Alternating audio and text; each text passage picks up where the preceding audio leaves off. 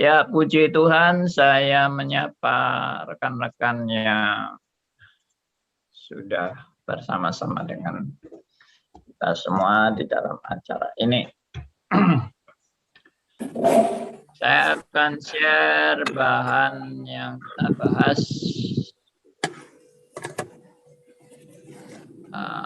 Katekismus Heidelberg.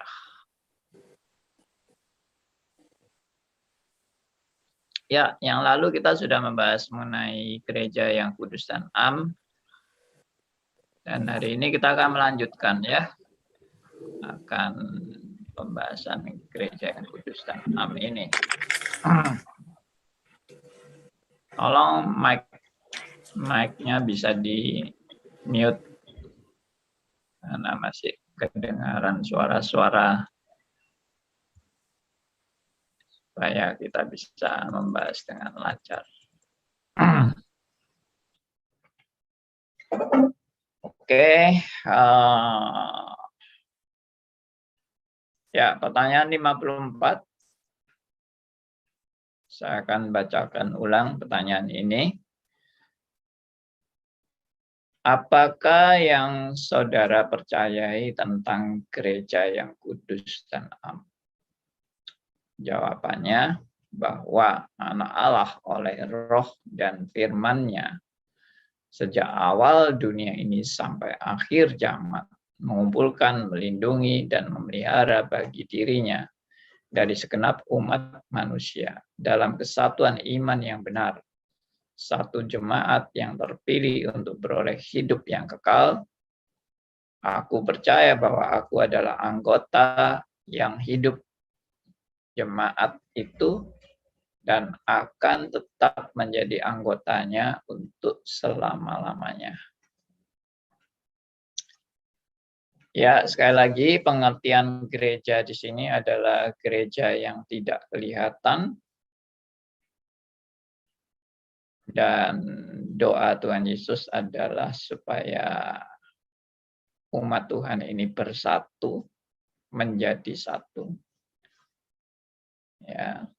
Dan kita boleh menjadi saksi bagi kemuliaan nama Tuhan di dalam seluruh kehidupan kita. Jadi gereja yang jelas bukan gedungnya, bukan organisasinya, bukan fasilitas-fasilitasnya, bukan aktivitas-aktivitasnya, tapi gereja adalah orang-orang yang dipanggil keluar. Kumpulan orang-orang yang dipanggil keluar. Dipanggil keluar dari dan untuk dipisahkan dari kumpulan manusia yang berdosa. Dikhususkan ya, dikuduskan itu dikhususkan, dipisahkan untuk diperlengkapi, untuk dilatih, untuk diajar ya dalam pengenalan akan Allah yang benar dan pengenalan akan firman-Nya, dan untuk diutus kembali menjadi saksi bagi kemuliaan nama Tuhan, saksi bagi Kristus, dan menyatakan kebenaran firman Tuhan. Nah, itulah sebetulnya panggilan saudara dan saya sebagai gerejanya, orang-orang yang dipanggil keluar dan diutus kembali. Jadi kita bukan membuat kelompok eksklusif yang terpisah dari dunia dan terisolir dari dunia dan hanya menikmati kesenangan kelompok sendiri atau kenikmatan secara eksklusif. Jelas tidak. Tuhan memanggil kita untuk setelah diperlengkapi, kita diutus untuk menjadi saksi, bahkan menjadi martir bagi Tuhan. Nah, orang yang sudah dipanggil, orang yang sudah ditebus dan dibayar oleh darah Kristus, adalah orang yang hidupnya tidak untuk dirinya sendiri. Hidupnya sudah dipersembahkan bagi Tuhan. Karena itu Roma 14 ayat 7-9 dikatakan, tidak ada seorang pun yang hidup untuk dirinya sendiri, tidak ada seorang pun yang mati untuk dirinya sendiri. Jika dia hidup untuk Tuhan. Jika dia mati untuk Tuhan. Jadi baik hidup atau mati, dia adalah milik Tuhan. Karena itulah Tuhan sudah mati dan bangkit kembali, supaya dia menjadi Tuhan baik atas orang-orang hidup maupun atas orang-orang mati. Maka jelas hidup saudara dan saya bukan milik saudara dan saya lagi. Hidup saudara dan saya adalah milik Tuhan. Dan hidup yang menjadi milik Tuhan itu wajib untuk dipersembahkan bagi Tuhan.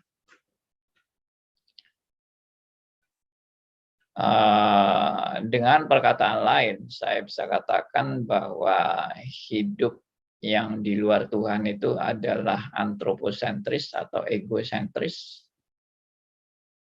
Dan setelah hidup dalam Tuhan, maka diubahkan hidupnya untuk menjadi teosentris atau berpusat kepada Allah. Nah, itulah hidup sebagai anak-anak Tuhan. Hidup sebagai anggota tubuh Kristus. Yang kita sudah dibaharui, kita dari anak yang hilang sekarang sudah ditemukan. Dari mutiara yang hilang sekarang sudah ditemukan. Dan kita dari kelompok yang outsider sekarang menjadi anggota keluarga Allah. Itu kebahagiaan yang luar biasa bagi orang percaya. Dan orientasi kita yang tadinya egosentris sekarang adalah hidup bagi kemuliaan Allah dan bukan hidup bagi diri sendiri. Itu juga suatu kebahagiaan yang luar biasa. Maka kebahagiaan orang Kristen sejati bukan kalau hartanya banyak, bukan kalau hidup sukses, makmur, ya, kaya raya, sehat walafiat, mengalami mujizat-mujizat kesembuhan ilahi dan sebagainya. Itu adalah sama dengan kekafiran. Jadi saya tegaskan ya, hidup yang hanya berorientasi pada meskipun mengaku Kristen tapi berorientasi pada kekayaan, kemakmuran, kesuksesan, keberhasilan, kenikmatan, dan mujizat, haus dengan segala mujizat kesembuhan, ya, dan macam-macam keberhasilan dalam doa dan sebagainya. Kalau orientasinya adalah seperti itu adalah antroposentris dan itu sama dengan kekafiran dan sama dengan penyembahan berhala. Jadi orientasi hidup orang percaya bukan apa yang saya dapatkan, apa yang menjadi keuntungan bagi saya. Itu bukan orientasi hidup orang percaya. Orientasi hidup orang percaya adalah bagaimana saya mengalami anugerah Tuhan yang luar biasa. saya boleh meresponi anugerah Tuhan dengan hidup bagi Tuhan. Ya, bukan hidup bagi diri sendiri, tapi hidup bagi Tuhan. Hidup bagi kemuliaannya. Hidup dengan penuh sukacita untuk menjadi saksi bagi Tuhan, bagi kemuliaannya, bagi memberitakan kebenaran firman. Itulah yang menjadi orientasi orang percaya. Bukan berkat-berkat duniawi yang terus-menerus diharapkan. Bahkan rela untuk mati bagi Kristus. Ya, ini tidak berarti lalu semua orang harus jadi pendeta. Semua orang lalu meninggalkan pekerjaannya untuk cari uang di dunia ini, lalu sudah tidak mau kerja lagi, kerjaannya cuma memberitakan kebenaran, memberitakan firman. Kalau memang itu panggilan khusus, menjadi hamba Tuhan, menjadi pendeta, menjadi penginjil, misionaris, dan sebagainya, it's okay. Tapi tidak berarti orang Kristen yang bertobat semuanya jadi pendeta.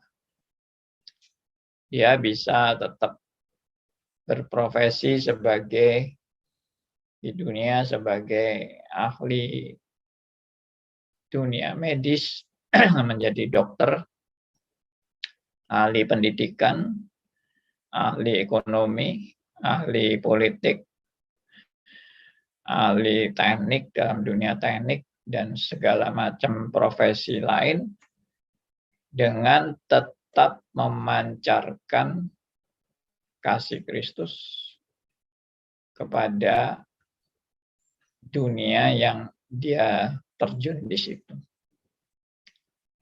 Menjadi garam dan terang, menggarami yang tawar, menerangi yang gelap. Menjadi saksi dalam dunia pekerjaannya. Menjadi berkat bagi orang lain untuk mereka juga mengenal Allah yang benar dalam hidup mereka. Nah, inilah panggilan orang percaya. Jadi baik kalau Anda terpanggil menjadi hamba Tuhan full-timer, itu juga panggilan yang tentunya amat sangat baik. Dan kalau panggilan Anda di dunia bisnis atau dunia politik atau dunia teknik atau dunia medis atau dunia pendidikan, apapun dunia yang Anda terjun dan Anda mau menjadi saksi di situ, itu juga amat sangat baik. Jadi dengan demikian kita benar-benar memenuhi panggilan Tuhan, bahwa tidak ada orang yang hidup untuk dirinya sendiri, tidak ada orang yang mati untuk dirinya sendiri. Jadi baik hidup, kalau dia hidup untuk Tuhan, kalau dia mati untuk Tuhan. Jadi baik hidup maupun mati, dia adalah milik Tuhan. Nah, itulah satu kebenaran menjadi anggota gereja Tuhan. Ya, menjadi anggota tubuh Kristus. Gereja yang kudus dan am. Gereja yang di mana saudara dan saya sudah dipisahkan dari dunia dan diutus kembali untuk menjadi saksi bagi dunia. Ya, kita boleh memuliakan nama Tuhan dalam segala bidang. Ya, dan semua ini bukan karena karya kita. Kita harus sadari benar-benar bahwa kita sekarang ini bisa eksis semua karena anugerah Tuhan. Saudara dan saya bisa menjalani hidup semua karena belas kasihan Tuhan. Saudara dan saya bisa mengalami pertumbuhan rohani karena karya Roh Kudus yang sudah dianugerah Tuhan menyertai saudara dan saya. ya, dan firman-Nya yang juga telah dianugerahkan kepada saudara dan saya untuk kita terus merenungkan firman Tuhan dan bertumbuh dalam kebenaran firman-Nya. Ini semua perlengkapan rohani sudah amat sangat lengkap. Ya. Jadi Tuhan sudah mengaruniakan Roh Kudus. Tuhan juga mengaruniakan firman-Nya. Ya, Tuhan juga memberikan kepada saudara dan saya alat-alat yang memperlengkapi saudara dan saya, antara lain buku-buku rohani untuk saudara dan saya bertumbuh dan mengenal kebenaran demi kebenaran. Nah, tadi saya katakan bahwa jadi orang anggota keluarga Allah ini tidak berarti semua jadi pendeta, dan tidak berarti semua meninggalkan pekerjaannya dan semuanya jadi penginjil. Tidak. Anda tetap dalam profesi Anda, dalam dunia kerja Anda, tapi perspektif Anda sudah berubah. Nah, ini yang penting bagi orang percaya yang sudah menjadi anggota gereja Tuhan. Perspektif Anda itu berubah di dalam dunia kerja. Kalau Anda masih mahasiswa, perspektif Anda juga berubah dalam dunia kemahasiswaan. Atau Anda masih studi di SMP, SMA, perspektif Anda berubah dalam dunia studi yang Anda jalani. Nah, berubahnya bagaimana? Saya kasih contoh ya. Dan contoh ini adalah pergumulan saya sendiri waktu saya masih mahasiswa. Pada waktu saya masih mahasiswa, saya setelah bertobat, saya merasa bahwa saya waktu itu belajar di teknik elektro, dan saya merasa pelajaran di teknik elektro ini nggak ada gunanya sama sekali, dan saya mau buang teknik elektro ini dan saya mau jadi hamba Tuhan waktu itu. Karena saya anggap teknik elektro ini sudah nggak ada gunanya sama sekali, dan ini masalah duniawi yang nggak ada harganya. Jadi saya mau tinggalkan. Tapi ternyata setelah saya bergumul dan saya berdoa, saya juga tanya beberapa pembimbing, saya akhirnya sadar bahwa pendapat saya itu salah. Kalau saya menganggap bahwa elektro ini dunia yang harus saya tinggalkan, dan panggilan Tuhan adalah saya panggilan untuk menjadi hamba Tuhan. Maksud saya adalah salahnya itu karena memandang di dunia teknik elektro itu hal-hal duniawi saja. Pendapat saya itu tidak 100% salah, tapi juga tidak 100% benar. Lalu yang benar bagaimana? Yang benar adalah justru Tuhan itu memberi manusia kepandaian. Tuhan memberikan manusia kemampuan untuk mengembangkan ilmu pengetahuan menjadi teknologi. Itu adalah karunia Tuhan, dan itu adalah anugerah umum yang justru saya harus responi dengan bersyukur pada Tuhan. Karena melalui teknologi, pekerjaan Allah pun bisa berkembang dengan lebih baik. Ini kalau lihat secara dunia kekristenan, bahwa melalui Tuhan juga pakai teknologi untuk pengembangan pelebaran kerajaan Allah. Buktinya apa? Ya sekarang kan kita pakai Zoom, Kita pakai YouTube, kita pakai aplikasi radio RMC. Semua adalah teknologi yang sekarang menjadi sarana untuk pemberitaan kebenaran. Jadi kalau saya anggap elektro itu sampah dan itu harus dibuang saja, ternyata tidak. Tuhan justru pakai. Dan Tuhan anugerahkan itu kepada manusia. Nah, itu satu hal. Cara pandang yang berubah. Dulunya saya anggap saya studi di elektro untuk saya bisa dapat gelar. Itu yang terutama, dapat gelar. Dan saya bisa kerja di dunia yang berkaitan dengan teknik elektro ini dengan harapan saya gaji yang besar dan cepat kaya. Karena itu kami juga mencari perusahaan-perusahaan asing yang sudah menawarkan pada Fakultas Teknik Elektro di Satya Wacana waktu itu. Dan impian kami adalah nggak usah sampai selesai studinya, tapi cepat-cepat kerja supaya cepat bisa kaya. Apalagi kalau kerja di perusahaan asing. Itu orientasi kami. Orientasi saya adalah bisa dapat gelar, atau kalau enggak dapat gelar, ya pokoknya kerja cepat kaya.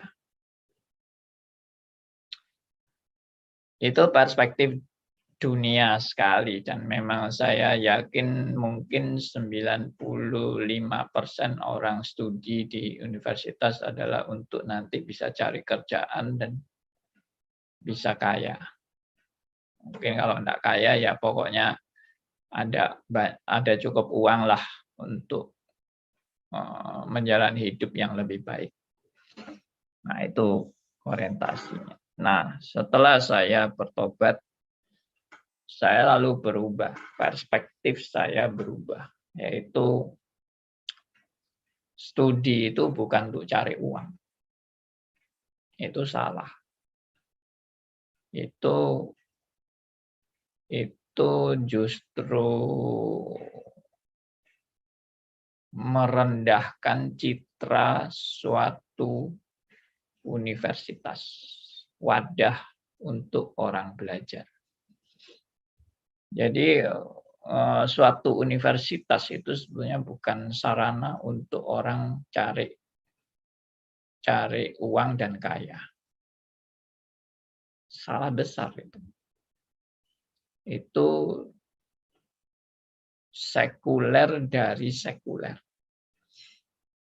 Ya, sudah terjun di dunia sekuler, tapi dengan spirit sekuler. Hanya cari uang, cari kekayaan.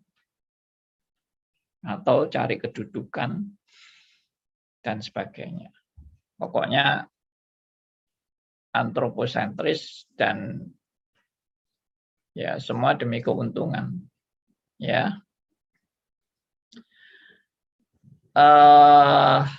Lalu yang benar bagaimana? Yang benar adalah kalau saya masuk universitas, tujuan saya itu bukan cari uang.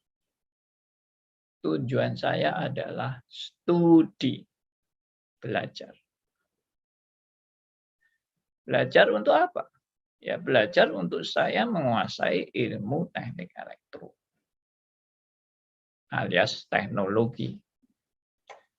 Belajar teknologi buat apa? Supaya ilmu yang saya dapatkan melalui belajar teknologi ini, hidup saya boleh hidup yang berguna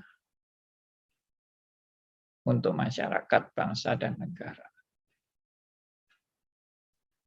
Ilmu saya bisa didaya gunakan untuk kepentingan kemanusiaan.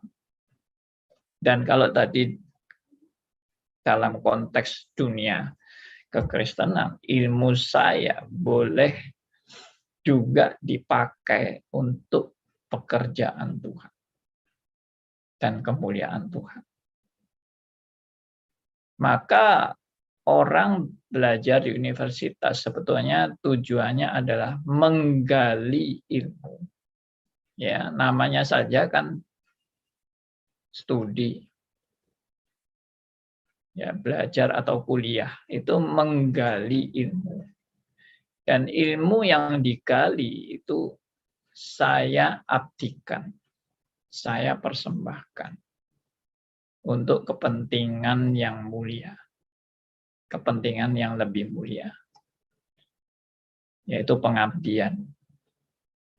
Ya, sebetulnya semua orang yang lulus dari universitas, karena dia sudah mendapat ilmu, maka dia persembahkan kembali ilmu itu untuk kepentingan-kepentingan yang mulia. Ya, kepentingan masyarakat, kepentingan bangsa, kepentingan kemanusiaan, kepentingan memelihara alam semesta, kepentingan pendidikan, kepentingan meningkatkan kualitas hidup ya masyarakat dan sebagainya. Seharusnya itulah tujuan saya studi. Nah, inilah perspektif yang berubah. Itu yang tadi saya katakan, saya bukan hanya mau kuliah untuk nanti mau kerja dan bisa kaya. Nah, hampir semua orang masuk universitas tujuannya nanti untuk bisa kerja dan bisa dapat duit banyak ya di dalam setelah dia lulus. Nah, itu umum sebetulnya. Itu pandangan umum, tapi itu sudah degradasi dari tujuan utama universitas didirikan. Nah, ini perspektif yang kembali kepada track yang seharusnya, on the track ya tentang misi berdirinya universitas. Adalah untuk orang menggali ilmu, mendalami ilmu, mengembangkan ilmu, dan menerapkan ilmu. Dan mengabdikan ilmu. Nah, itulah seharusnya menjadi orang percaya. Jadi kalau kita orientasi kita adalah saya masuk universitas hanya untuk nanti bisa kerja dan kaya. Saya ini justru menyalahgunakan universitas tidak pada tujuan yang sebenarnya. Memanfaatkan universitas hanya untuk kepentingan-kepentingan pribadi. Nah, itulah saya mendalami dan mengembangkan sampai hari ini penghayatan-penghayatan seperti itu di dalam perspektif yang berubah sebagai anggota gereja Tuhan. Nah, ini bisa dikembangkan untuk seluruh bidang. Bukan hanya tadi masuk universitas, tapi seluruh bidang. Karena itu saya juga pernah mengevaluasi dan juga merenungkan kenapa orang lulusan kedokteran, ya universitas kedokteran, fakultas kedokteran, kalau lulus harus disumpah. Saya pernah tanya itu, dan termasuk apoteker juga disumpah. Termasuk menjadi mau pegawai negeri kan juga disumpah. Jadi banyak upacara-upacara untuk disumpah. Nah, jawabannya sudah umum ya. Karena masalah kedokteran adalah masalah nyawa. Menjadi apoteker yaitu dunia obat-obatan medis itu juga masalah nyawa dan kemanusiaan. Makanya harus disumpah. Nah, saya bilang, Lalu saya kembangkan sendiri. Kenapa lulusan teknik elektro nggak disumpah? Kenapa lulusan teknik sipil tidak disumpah? Kenapa lulusan bisnis, manajemen bisnis tidak disumpah? Oh, itu bukan urusan manusiawi. Apa benar? Apa benar yang urusan manusiawi itu hanya kedokteran dan apoteker? Sedangkan dunia teknologi, dunia bisnis, dunia apalagi pendidikan, dunia ekonomi, dunia politik, itu bukan masalah manusiawi. Saya kira tidak ada satupun dari bidang-bidang yang kita jalani dalam hidup ini yang tidak berurusan dengan manusiawi. Meskipun Anda ahli komputer dan Anda hanya ketemu komputer, tapi komputer kan juga dipakai untuk kepentingan manusia. Itu juga manusiawi kan. Jadi menurut saya yang harus disumpah itu bukan hanya orang jadi dokter, orang jadi ahli teknik elektro, teknik sipil, teknik kimia, atau ahli pendidikan, ahli politik, ahli bisnis. Itu semua manusia, urusan manusia dengan manusia dan harus disumpah. Tapi dunia sumpah sekarang ini sudah jadi permainan. Ya, pegawai-pegawai negeri yang disumpah hanya sebagai suatu permainan. Dan setelah disumpah, lupa dengan sumpahnya dan korupsi dengan seenaknya. Ya maaf, saya bicara ini bukan a priori atau saya negative thinking, tapi saya sudah punya bukti banyak. Meskipun tidak ada bukti tertulis yang saya kumpulkan, tetapi dari si A, si B, si C yang terjun di bidang-bidang masyarakat itu, yang namanya korupsi itu udah mendarah daging dari tingkat paling atas sampai tingkat paling bawah. Nah, ini menunjukkan perspektif yang duniawi yang sudah rusak. Disumpah pun tetap rusak. Makanya iman Kristen menegaskan perubahan itu bukan perubahan penampilan, bukan perubahan secara fenomena, tapi perubahan secara esensial, yaitu perubahan dari dalam.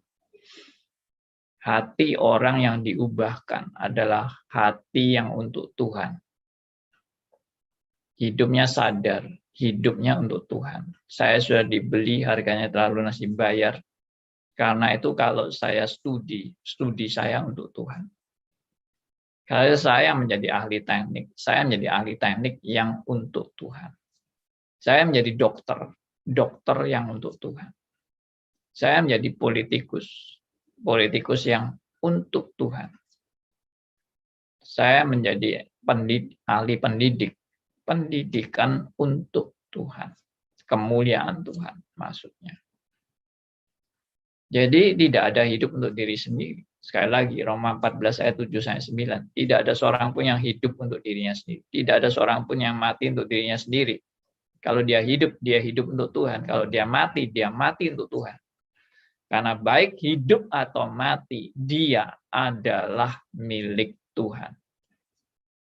Ini kata-kata yang sangat kental dan sangat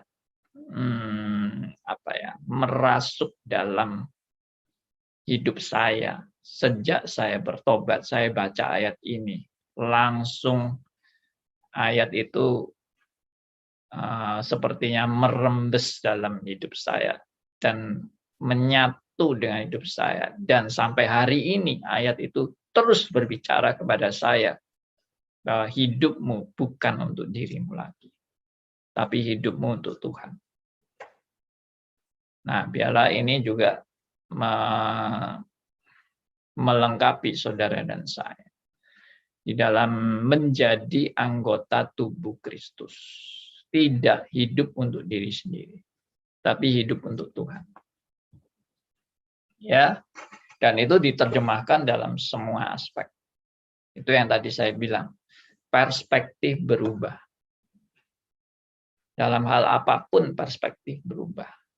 Kalau kamu jadi dokter, kamu menjadi dokter yang seharusnya belajar ilmu kedokteran dengan sebaik-baiknya. Ya, jangan jangan jadi dokter yang cuma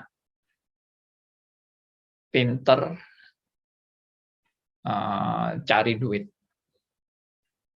Ya maaf, karena tidak sedikit saya juga dengar, maaf, sekali lagi maaf, tidak semuanya tentunya, tapi tidak sedikit saya dengar dokter yang asal kasih obat sama pasiennya, tidak meneliti baik-baik, tidak memeriksa baik-baik, dan hanya dengan dugaan-dugaan ngasih obat dan obatnya salah. Dan itu sudah terjadi bolak-balik. Diperiksa di Indonesia begini, diperiksa di Malaysia jadi lain sama sekali, dan obatnya semua dibuang, diganti dengan obat yang diperiksa oleh dokter yang dari Malaysia. Ya, ini akan menjadi kasus yang sangat pelik dan rumit. Tapi saya tidak mau membongkar masalah-masalah itu, karena itu bukan bagian saya. Tapi yang saya mau adalah kalau Anda anak Tuhan menjadi dokter, jadilah dokter yang bertanggung jawab. Jadilah dokter yang mempelajari ilmu kedokteran untuk pengabdian. Untuk pengabdian. Kalau Anda belajar teknik, jadilah orang yang menggali dunia teknik dan mengembangkan dunia teknik untuk pengabdian. Ya, wah, kalau pakai teorinya Pak Andi, ya kita mau jadi orang melarat terus. Tidak, saya tidak yakin bahwa kita dengan prinsip hidup seperti itu lalu kita menjadi orang yang melarat terus, tidak. Bagi saya, tujuan hidup orang percaya itu bukan kaya. Tapi Tuhan bisa memberi kekayaan. Sejak saya menjadi anak Tuhan, saya bertobat. Dulu saya memang kepingin kaya sebelum jadi anak Tuhan. Pokoknya hidup harus kaya. Karena saya merasakan bagaimana hidup dalam keluarga yang kaya dan yang miskin. Saya merasakan dua-dua itu. Ya, bagaimana dulu keluarga saya pernah kaya, bagaimana juga keluarga orang tua saya pernah miskin. Dua-dua kami alami dan kami merasakan gak enaknya jadi orang miskin. Dan saya bersemboyan waktu itu sejak saya kecil. Saya tidak boleh miskin. Karena miskin itu tidak enak. Miskin itu melarat. Ya, miskin itu menderita. Saya harus kaya. Nah, itu semboyan saya. Saya harus bisa beli mobil yang bagus-bagus, yang mewah. Ya, yang hidup itu betul-betul dinikmati. Itu cita-cita saya. Tapi setelah saya bertobat, semua itu hilang. Bahkan hari ini saya dulu banyak hobi, banyak senang ini, senang itu ya, pokoknya mobil juga senang, lalu teknologi sound system semua senang, pokoknya yang bagus-bagus, lalu audio visual, yang mahal-mahal, yang hebat-hebat, saya juga senang. Tapi itu semua sudah bukan menjadi tujuan hidup saya lagi. Saya sekarang beli ya semua ala kadarnya aja. Ya, kalau saya mau beli untuk habiskan uang saya untuk hobi-hobi saya, itu bisa aja dalam sekejap uang mungkin ratusan juta untuk hobi habis. Bisa aja. Kalau itu saya mau nikmati. Tapi saya selalu diingatkan, hidup saya adalah hidup bukan buat diri saya lagi. Hidup saya adalah untuk Tuhan. Ini bukan saya lakukan dengan terpaksa. Ini bukan saya lakukan dengan sedih hati dan rasa aduh saya kok jadi melarat begini. Enggak. Saya benar-benar mengalami sukacita luar biasa di dalam Tuhan. Karena anugerahnya yang luar biasa yang sudah menemukan saya dari anak yang hilang sekarang ditemukan. Dari orang yang tersesat sekarang boleh berjalan di jalan yang benar. Dari orang yang tidak mengenal Allah sekarang boleh dalam proses mengenal Allah yang benar-benar Allah. Sukacita luar biasa. Dan itu saya tidak pernah merasa menyesal dengan langkah-langkah hidupnya seperti ini. Nah, itulah menjadi anggota keluarga Allah. Itulah yang menjadi anggota gereja Tuhan. Dan itulah hak istimewa. Ya, saya selalu teringat dengan masa saya pada waktu pertama kali ikut suatu persekutuan Kristen, di mana saya sejak kecil tidak pernah mengikuti suatu persekutuan Kristen yang bersifat interdenominasi. Saya taunya cuma gereja saya sendiri. Dan itu saya belum bertobat waktu itu. Tapi setelah saya bertobat, saya kemudian pertama kali bergabung dengan persekutuan anak-anak Tuhan yang sudah lahir baru dan bertobat. Rasanya, aduh, saya seperti masuk surga, saudara ya. Seperti masuk surga. Artinya, saya ini dari orang yang terhilang, sekarang bisa ditemukan. Itu kebahagiaan saya waktu itu yang membuat saya sangat terharu. Ya, saya diterima teman-teman seiman waktu itu. Ya, disambut dan berkenalan dengan bahagia sekali. Ya, puji Tuhan. Nah, itulah sedikit aplikasi ya pengertian menjadi anggota gereja yang kudus dan bukan hanya sekedar saya bisa hidup kekal, saya sekali selamat tetap selamat, saya senang menerima anugerah keselamatan ini, saya tidak jadi masuk neraka, bukan sekedar itu, tapi bagaimana panggilan Anda sebagai orang percaya dan menerapkan ya dalam dunia yang secara nyata untuk menjadi saksi dalam segala bidang.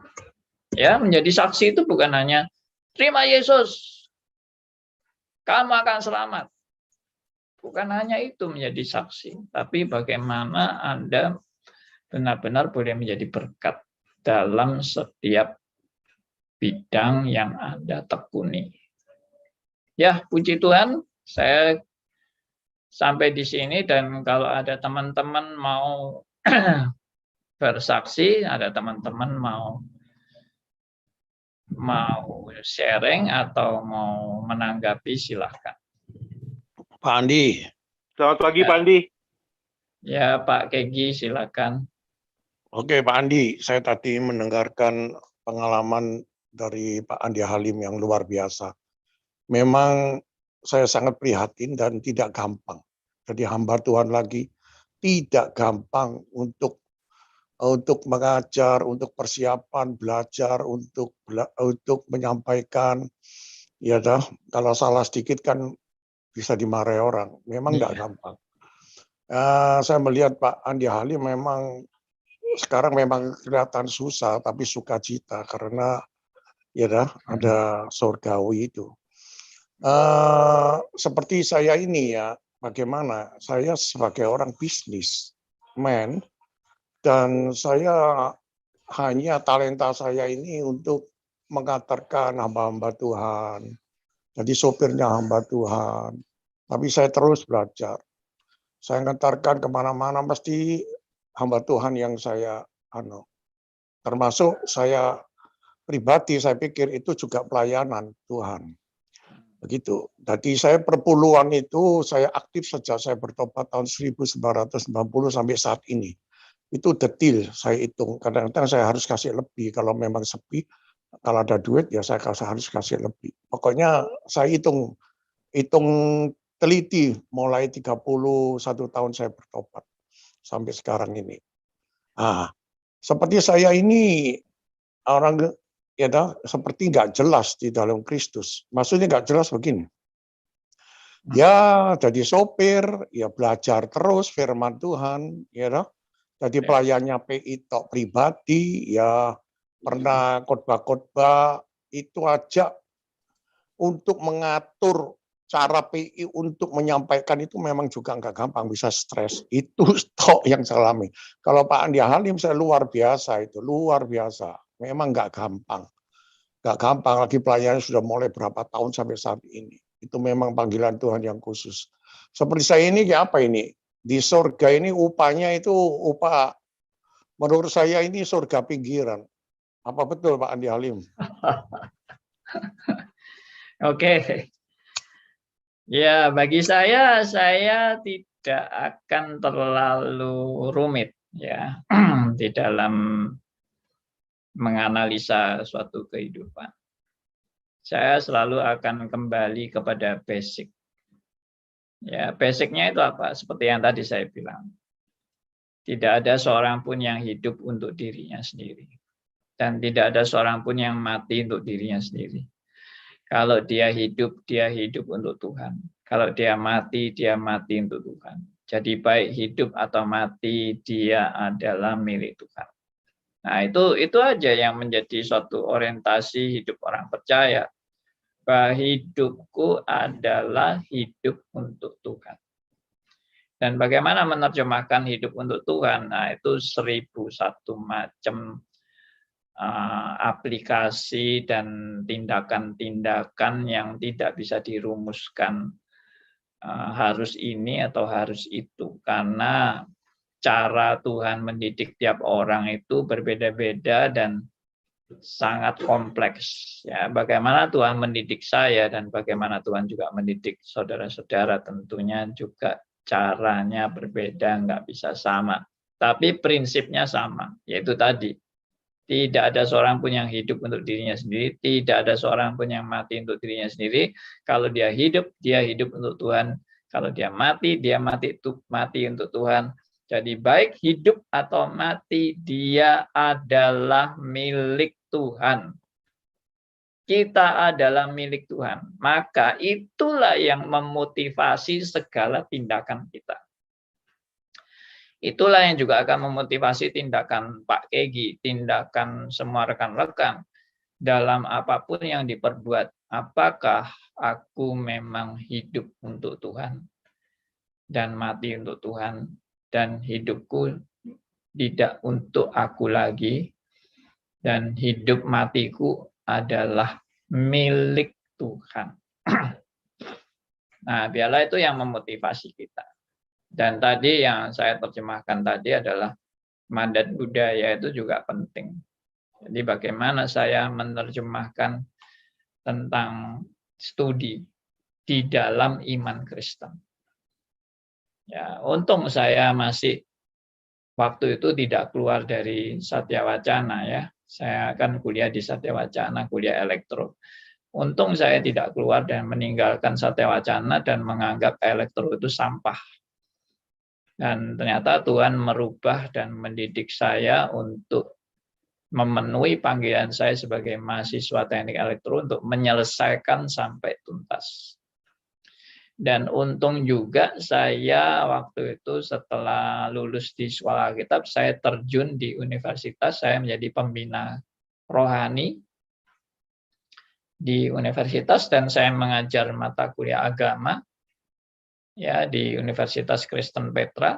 Saya menjadi kepala pusat kerohanian di sana sampai 11 tahun. Dan dan saya dikhususkan di situ untuk belajar. Ya, belajar bagaimana? Belajar memberikan pelajaran-pelajaran iman Kristen di dunia universitas. Ya, sehingga saya studi banyak tentang masalah pendidikan Kristen. Saya studi sendiri, saya belajar sendiri, saya menekuni. Dan untuk apa orang Kristen terjun di universitas?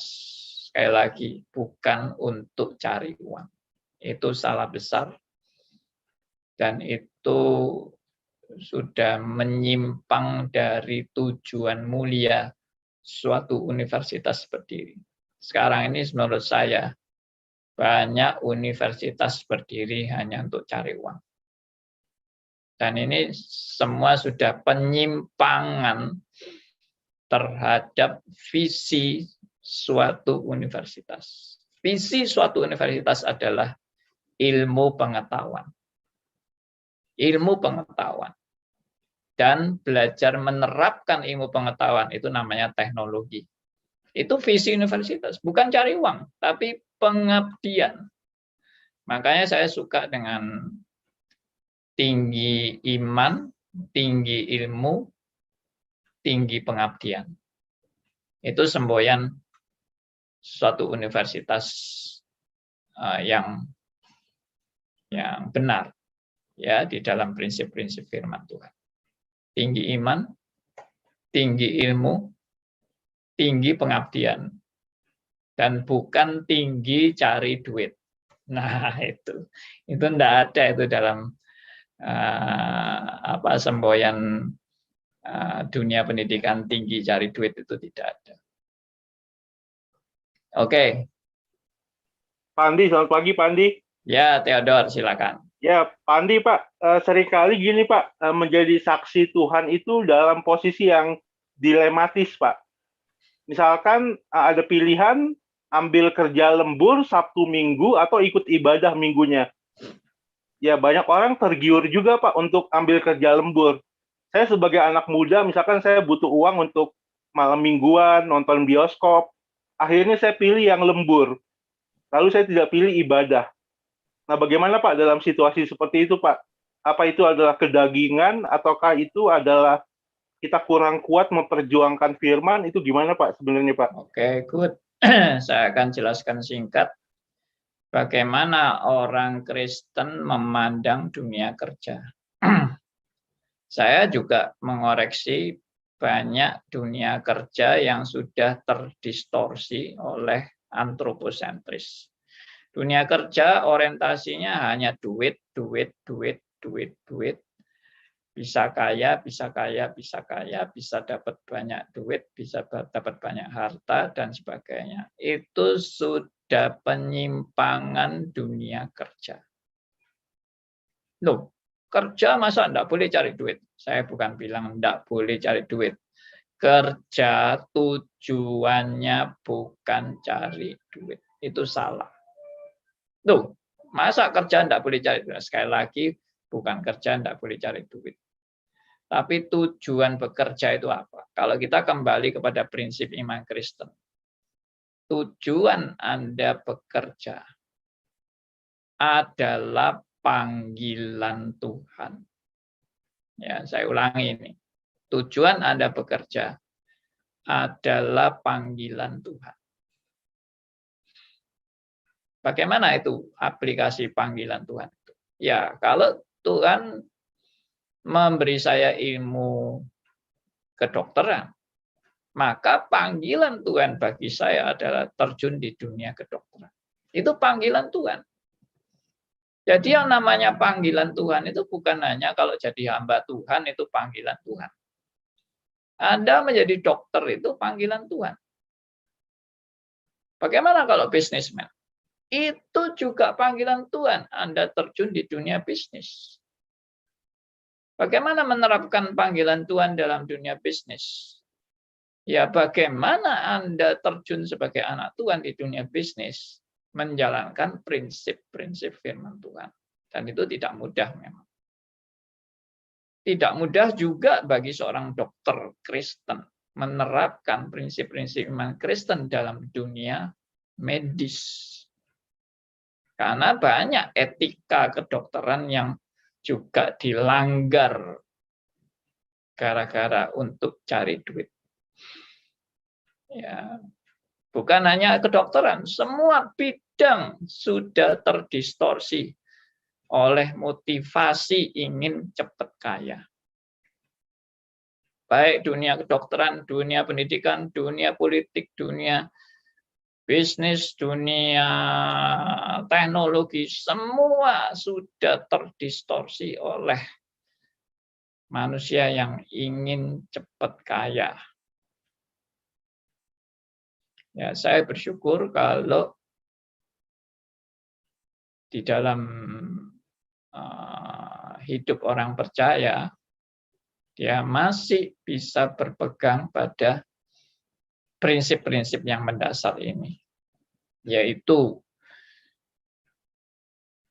bekerja adalah suatu panggilan Tuhan, memenuhi panggilan Tuhan untuk memuliakan Tuhan di dalam dunia kerjanya, untuk mengabdi dalam dunia kerjanya, untuk menjadi saluran berkat dalam dunia kerjanya, untuk menjadi saksi Tuhan dalam dunia kerjanya. Menjadi saksi Tuhan itu bukan hanya kalau beritakan Injil, terima Yesus, bukan hanya itu.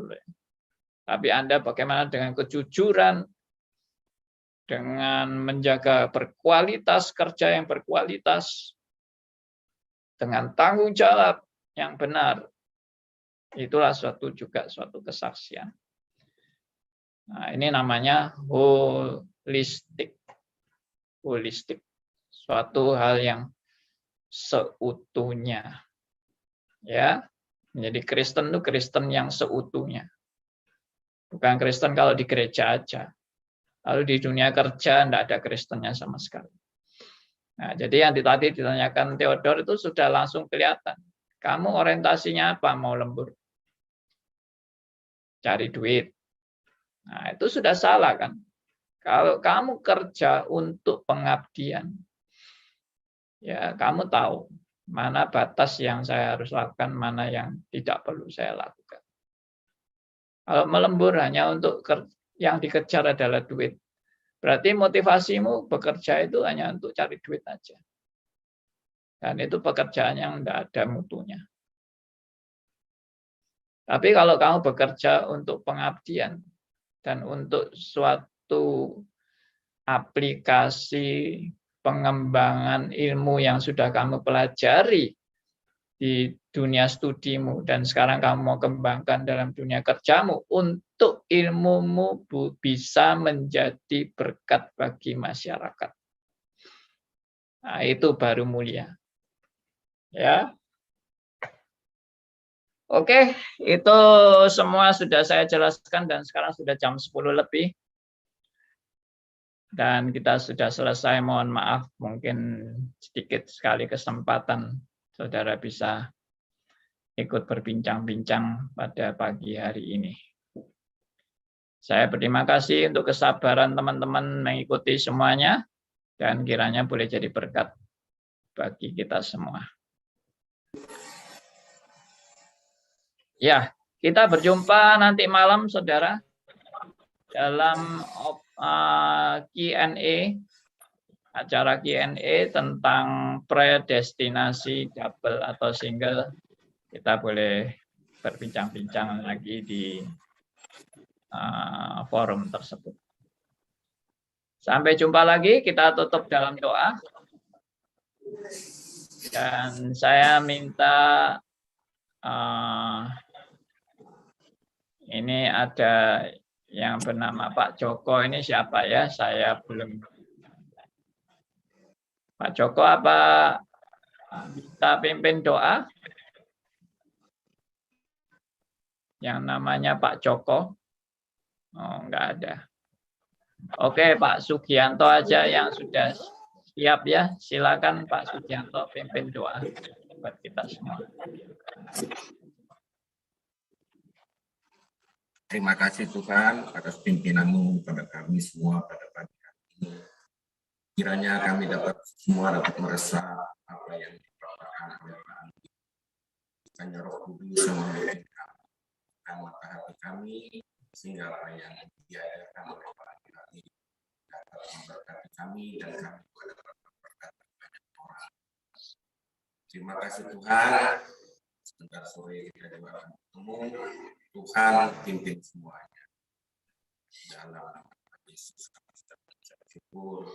Amin. Amin.